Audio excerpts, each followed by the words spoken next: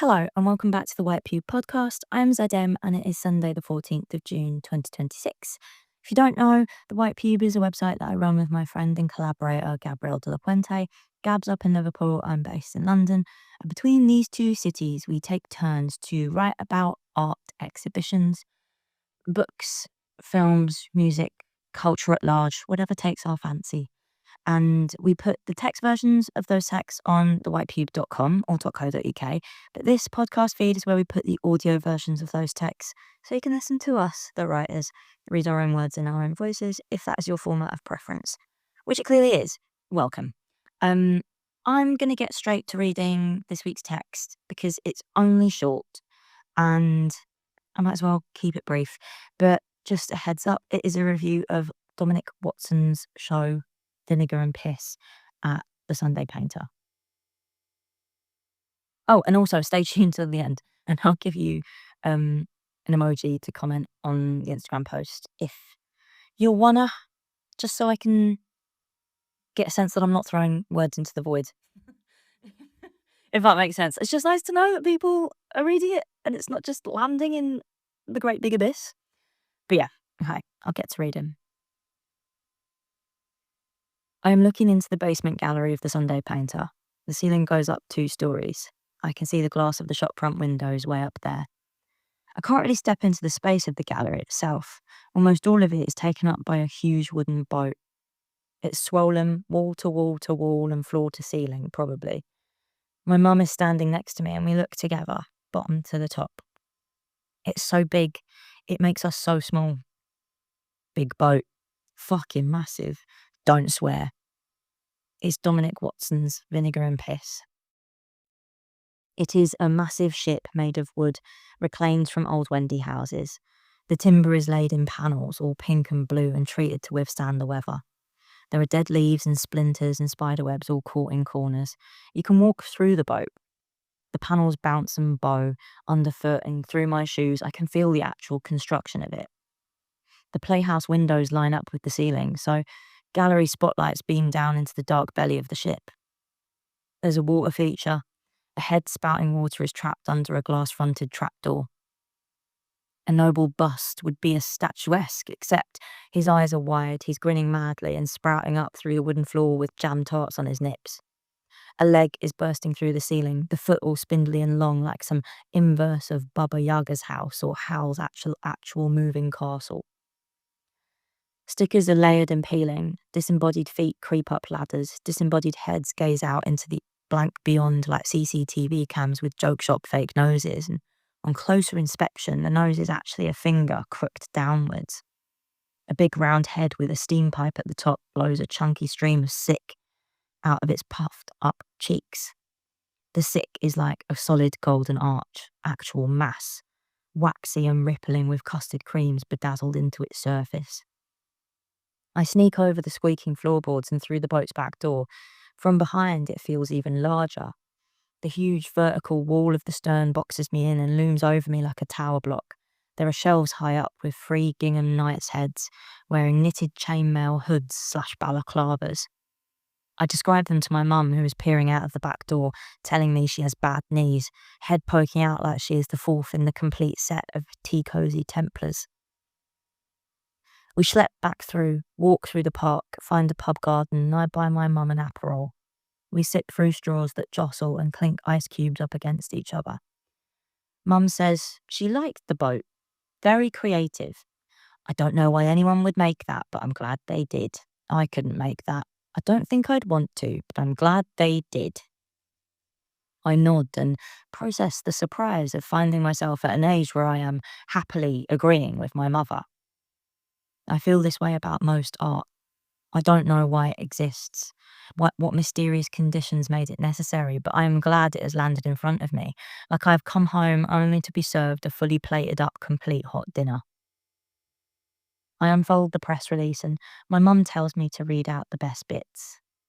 And then there are quote marks and the rest of this bit that I'm reading is speech marks. The boat is a portrait of contemporary England, a nation adrift, regressed to some childlike state of sick, piss and Wendy houses. It's talking about cartoon violence, kapow, wabam, all flat and exaggerated, and political unrest. Because I guess since 2016, at the very least, public life has been put through this bad vibes portal. Out the other side, everything is carnivalesque and tragic. That's what it says, carnivalesque and tragic, I swear. It's like a fever dream. Politicians are sad grey men with their mouths downturned, stock image NPCs who do nothing as our collective national boat sinks and sinks to the bottom of the barrel, and down here, a tin of beans is £20. Other politicians are like cartoon villains. They cackle off screen, luridly red faced, sweating like chilled ham. And actually, I think this is the point. We can't even really make fun of them because they're already cartoons, and anyway, they're actually evil. The country is literally on fire, and I am not surprised there's riots again this summer. There was once a time where you bought mini St George's flags and clipped them onto the bonnet of your car because England had a shot at the Euros. Now I can't walk out the station without wincing because I don't know if that cross means fascists or Jude Bellingham. And I still want it to come home this summer because in my heart of hearts, I think I am, unfortunately, actually English. But the saddest people in the world post AI slop about how they're the new Knights Templar. They want to send you back to Mombasa or Gujarat so we can go and be unfortunately English there instead. Probably because they don't feel as unfortunate about it as we do. And I guess that's why someone would make that great big boat. Because England is great big boats. Roman legions with their catapults and horses, and Viking longships, and Anglo-Saxon hollowed out logs skimming over the fens, and Empire, and the tea clippers, and Royal Navy mutineers sailing pirate ships around the Caribbean, and Oxbridge twats rowing down the Thames, and the East India Company's trade monopoly sailing into the Bay of Bengal to chop the thumbs off all the weavers. The only boats I know are the Uber boats that go down to Greenwich.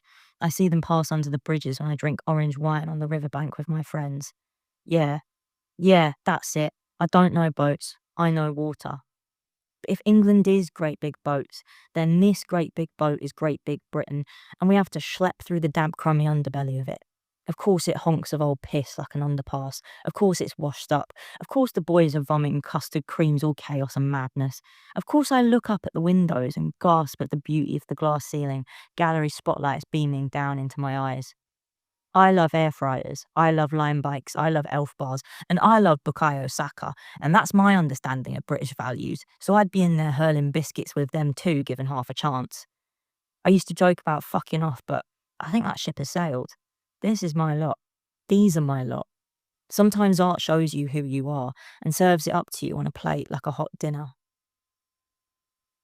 My mum blinks behind her sunglasses, sips her Aperol. It says all of that on one side of A4. It might as fucking well. Don't swear. And that is the text. Short and sweet. Thank you for listening.